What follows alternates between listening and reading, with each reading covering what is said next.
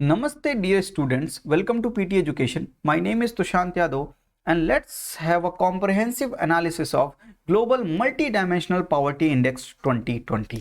इसका थीम क्या था इस बार? Charting pathways of multidimensional poverty achieving the sustainable development goal. It is given by released by United Nations Development Program and Oxford Poverty and Human Development Initiative. एक HDR report होती है जो United nation development programme देता है, HDR। इसके अंदर 5 index होते हैं: human development index, inequality adjusted human development index, gender development index, gender inequality index and multi dimensional poverty index. तो अभी 2020 में multi dimensional poverty index release किया है यूएनडीपी ने और Oxford poverty and human development initiative ने। तो क्या होता है ये global multi dimensional poverty index, ये समझते हैं।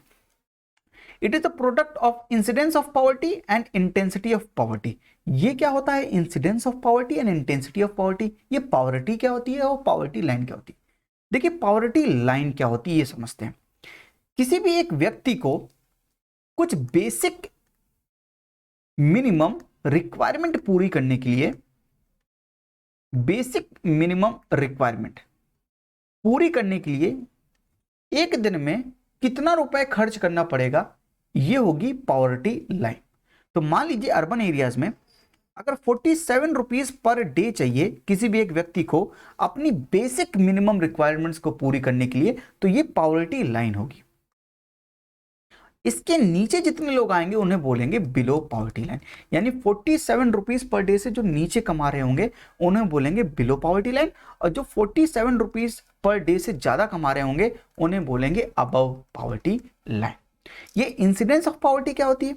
देखिए, एक हेड काउंट रेशियो होता है, HCR। क्या होता है? Number of house hold below poverty line divided by total number of house hold into 100। तो मान लीजिए 100 हाउस होल्ड हैं पूरी कंट्री में, पूरे वर्ल्ड में 100 हाउस होल्ड हैं, जिसमें 30 house hold below 47 rupees per day से कम कमाते हैं, तो वो बिलो पॉवर्टी लाइन में आते हैं। तो 30 इंटू 100 यानी 30%। तो हेड काउंट रेशियो क्या बता रहा है एक्चुअल में? इंसिडेंस ऑफ पॉवर्टी, यानी पूरे पॉपुलेशन में कितने लोग ऐसे हैं जो 47 रुपीज पर डे से कम कमाते हैं, यानी बिलो पॉवर्टी लाइन में आते हैं। तो इंसिडेंस ऑफ पॉवर्टी क्या बता रहा है कि कितने लोग ऐसे हैं, टोटल पॉपुलेशन में कितनी पॉपुलेशन, 30%, 20%, कितनी पॉपुलेशन ऐसी है जो बिलो पॉवर्टी लाइन आ रही है। और इंटेंसिटी ऑफ पॉवर्टी क्या बताएगा, ये समझ लेते हैं। इंटेंसिटी ऑफ पॉवर्टी, तो 47 रुपीज पर डे हमने पॉवर्टी लाइन रखी है। मान लीजिए एक व्यक्ति 45 रुपीज पर डे कमाता है और एक दूसरा व्यक्ति है जो 2 रुपीज पर डे कमाता है। अगर आपसे पूछा जाए कि कौन ज्यादा गरीब है, तो आप क्या बोलेंगे? ये वाला ज्यादा गरीब है जो 2 रुपए पर डे कमा रहा है। ये वाला कम गरीब है, क्यों? क्योंकि पॉवर्टी लाइन के बहुत पास में है, 45 रुपीज कमा रहा है पर डे, है ना। ये क्या है? Depth of poverty. तो ये जो गैप है इसे बोलते हैं पॉवर्टी गैप या depth of poverty. Depth of poverty या पॉवर्टी गैप हमें क्या बताता है? इंटेंसिटी ऑफ पॉवर्टी, कौन कितना ज्यादा गरीब है। दोनों गरीब हैं, ये वाला भी गरीब है, ये वाला गरीब है, लेकिन इन दोनों में ज्यादा गरीब कौन है? तो ये कौन बताएगा? Intensity of poverty. Intensity of poverty, ये दोनों चीज क्लियर हुई नहीं? इंसिडेंस ऑफ पॉवर्टी मतलब कितने लोग गरीब हैं, और इंटेंसिटी ऑफ पॉवर्टी मतलब कितना गरीब है। ठीक है, तो एमपीआई दोनों बताता है। क्यों? क्योंकि ये दोनों का प्रोडक्ट होता है, इंसिडेंस ऑफ पॉवर्टी का और इंटेंसिटी ऑफ पॉवर्टी का। इसीलिए ये दोनों से सेंसिटिव होता है, चेंजेस इन बोथ कंपोनेंट। तो अगर दोनों कंपोनेंट में कोई भी कंपोनेंट चेंज हो रहा है या दोनों कंपोनेंट चेंज हो रहे हैं, तो ये दोनों से सेंसिटिव है। तो मल्टी डायमेंशनल पॉवर्टी इंडेक्स क्या बताता है? मल्टी डायमेंशनली आप कितना पुअर है। और इंडेक्स की वैल्यू हमेशा 0 से 1 के बीच में होती है। तो एमपीआई की वैल्यू कितने? 0 से 1 के बीच में होगी। एमपीआई जो होता है वो एग्जामिन करता है कि each person deprivation across 10 indicators in 3 equally weighted dimension, health, education, standard of living, ये समझते हैं। तो एमपीआई इंडेक्स है तो कुछ इंडिकेटर होंगे, इंडिकेटर 10 हैं और डायमेंशन 3 है। 3 डायमेंशन मतलब कि 3 तरह से देख रहे हैं हम, हेल्थ की वजह से देख रहे हैं, एजुकेशन में और स्टैंडर्ड ऑफ लिविंग में। हेल्थ में न्यूट्रिशन इंडिकेटर है और चाइल्ड मोर्टेलिटी, एजुकेशन में year of schooling, school attendance, living of standard में, स्टैंडर्ड ऑफ लिविंग में coil fuel, cooking fuel, sanitation, drinking water, electricity, housing and asset. तो ये पूरे 10 इंडिकेटर हैं, इंडिकेटर ये रहे ऊपर वाले, और 3 डायमेंशन है, health dimension, education dimension and standard of living dimension. और इन तीनों डायमेंशन में इंडेक्स को इक्वली डिवाइड किया गया है, यानी तीनों का जो वेटेज है वो बराबर है। हेल्थ का weightage 1/3, education 1/3 and standard of living 1/3, और उसी हिसाब से हमने इन 10 इंडिकेटर्स के वेटेज को डिसाइड किया। इतना क्लियर है या नहीं? तो global multi dimensional poverty index में 10 इंडिकेटर हैं और 3 डायमेंशन हैं। इसीलिए global multi dimensional poverty index ये बताता है कि पुअर कौन है, कौन गरीब है और कैसे गरीब है, हाउ दे आर पुअर, यानी क्या एजुकेशनली गरीब है, क्या हेल्थ या न्यूट्रिशन की वजह से गरीब है, क्या स्टैंडर्ड ऑफ लिविंग की वजह से गरीब है, क्या उसको कुकिंग फ्यूल नहीं मिल पा रहा है इस वजह से गरीब है।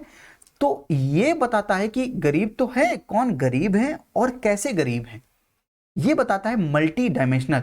इसीलिए इसका नाम तो पड़ा ना मल्टी डायमेंशनल, तो मल्टी डायमेंशन की बात कर रहा है इसीलिए पड़ा multi dimensional poverty index. Got it और नॉट? तो मल्टी डायमेंशनल पॉवर्टी इंडेक्स है with it information on both the level and composition of poverty.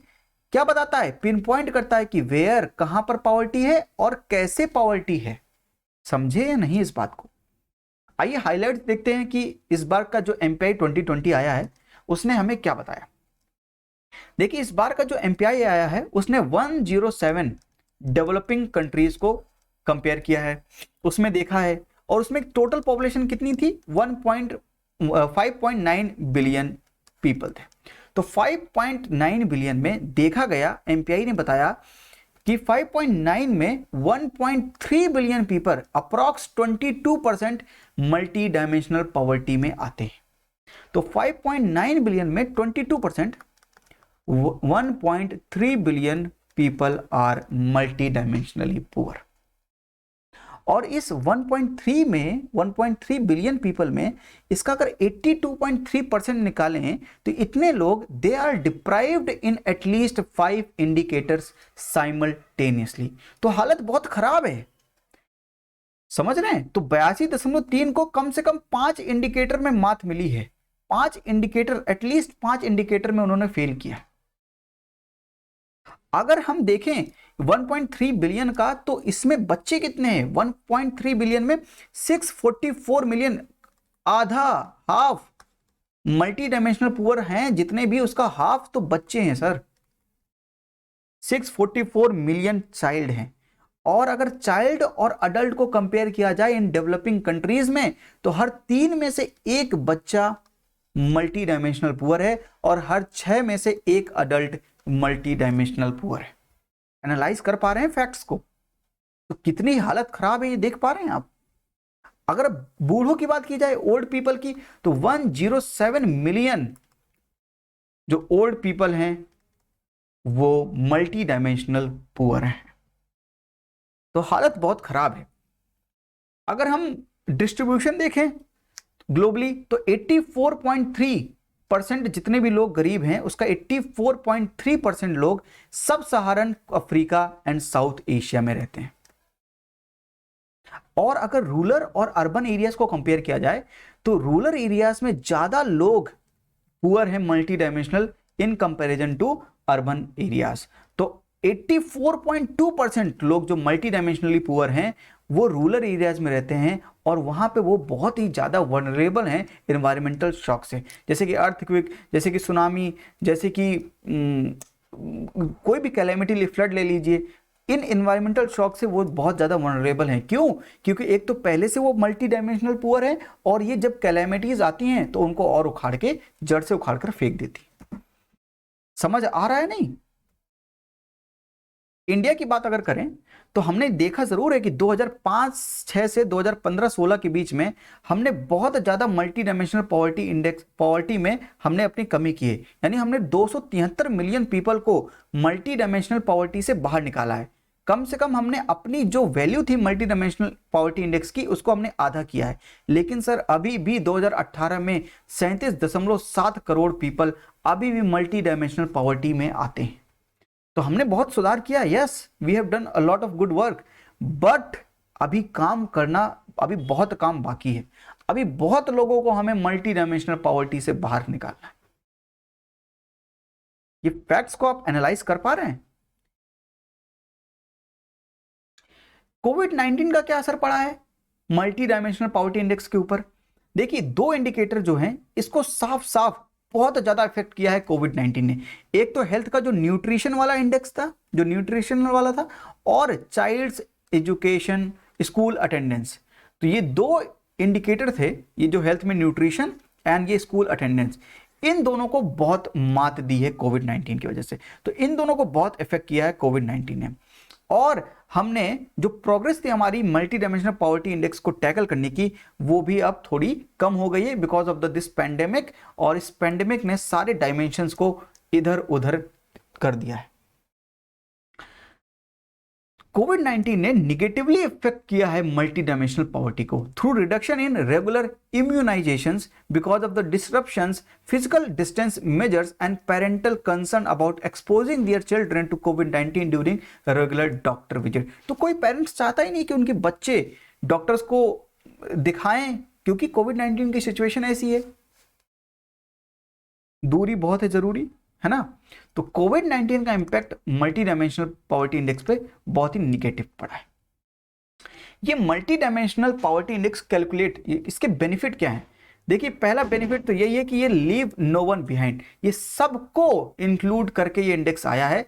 For example, सब national regions by rural urban areas, rural को भी calculate किया, urban को भी calculate किया, चिल्ड्रन को भी देखा, अडल्ट को भी देखा, इथनिक ग्रुप्स को भी देखा, कास्ट को भी देखा, सब तरह के डायमेंशन को लेके इसने चला।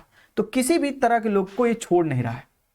इसकी मॉनिटरिंग प्रोसेस बहुत बेहतरीन है। MPI use to track and compare multi dimensional poverty over time. National MPI are use to compare regions and groups within the country, and regional and global MPI can also compare countries. तो national multi dimensional poverty index है कि within the country compare करने के लिए, और global multi dimensional poverty index है ताकि countries को आपस में क्या किया जा सके, कंपेयर किया जा सके। तीसरा है इंटीग्रेटेड कोऑर्डिनेटेड पॉलिसी।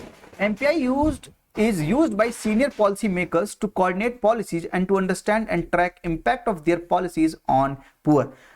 कहने का मतलब कि जो भी पॉलिसीज गवर्नमेंट बनाती है उनका रिजल्ट है मल्टी डायमेंशनल पॉवर्टी इंडेक्स। कैसे? अगर वो वेलफेयर कर रहे हैं तो लोगों को भी तो पॉवर्टी से बाहर निकालेंगे।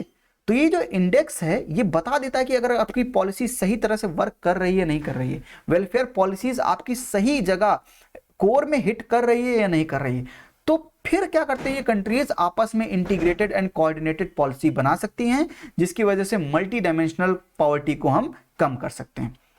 चौथा है यूनिवर्सल रेलेवेंस। इसका यूनिवर्सल रेलेवेंस है national and regional MPIs are tailored to the context and policy priorities. They address moderate और acute poverty and reflect contextual values and definition.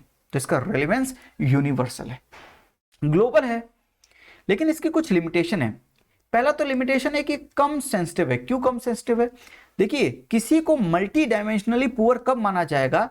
जब किसी हाउस होल्ड को must be deprived in at least 6 standard of living indicators. तो कितने indicators थे standard of living के? 6 indicators थे। तो at least 6 standard of living indicators में हो, या इन 3 स्टैंडर्ड ऑफ लिविंग इंडिकेटर्स में हो, एंड 1 हेल्थ और एजुकेशन इंडिकेटर में हो।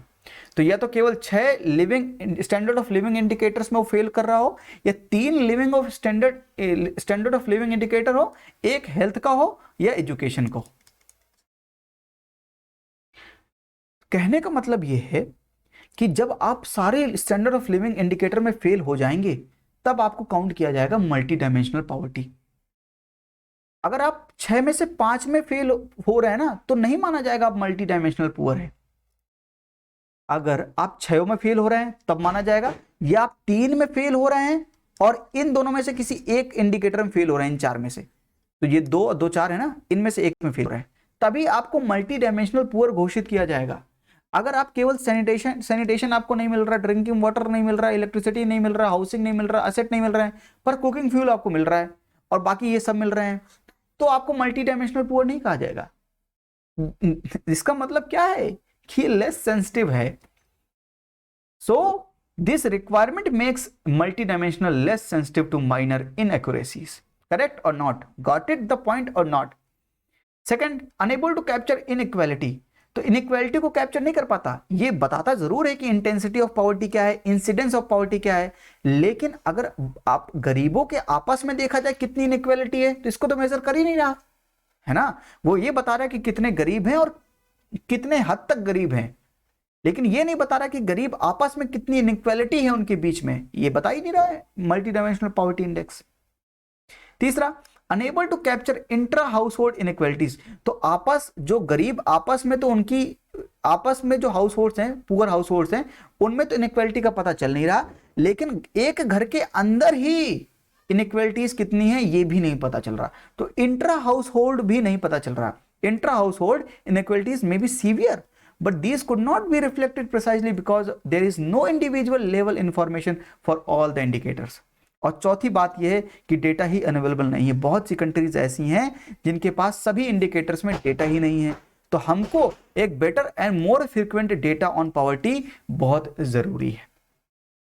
तो ये पूरा डिस्कशन है मल्टी डायमेंशनल पॉवर्टी इंडेक्स के ऊपर। तो ग्लोबल एमपीआई होता क्या है, क्या हाइलाइट्स हैं इस बार के, क्या बेनिफिट्स है एमपीआई कैलकुलेट करने के, क्या लिमिटेशन है उसकी, और जो हमने आपको फैक्ट से एनालाइज करवाया। तो ये सेशन आपको कैसा लगा कमेंट बॉक्स में जरूर लिखिएगा। ये मेरा खुद का चैनल है होप तुषांत यादव, यहाँ पे इंडियन इकोनॉमी का कोर्स चल रहा है और बहुत सी टेक्निक्स एंड ट्रिक्स ज्योग्राफी के लिए भी चल रही है, political map of the world याद करने के लिए। आइए इस चैनल को भी जरूर सब्सक्राइब कीजिए, यहाँ पर इन वीडियोस को देखिए, और अगर आपको पसंद आता है तो चैनल को लाइक जरूर कीजिएगा। ये पीटी के कुछ बेहतरीन रिसोर्सेस हैं, इनका भरपूर लाभ उठाएं, बहुत ही स्ट्रक्चर्ड वे में, बहुत ही एडवांस फैकल्टी के द्वारा तैयार किए गए हैं। तो आज के लिए इतना ही। थैंक यू, नमस्ते, जय हिंद।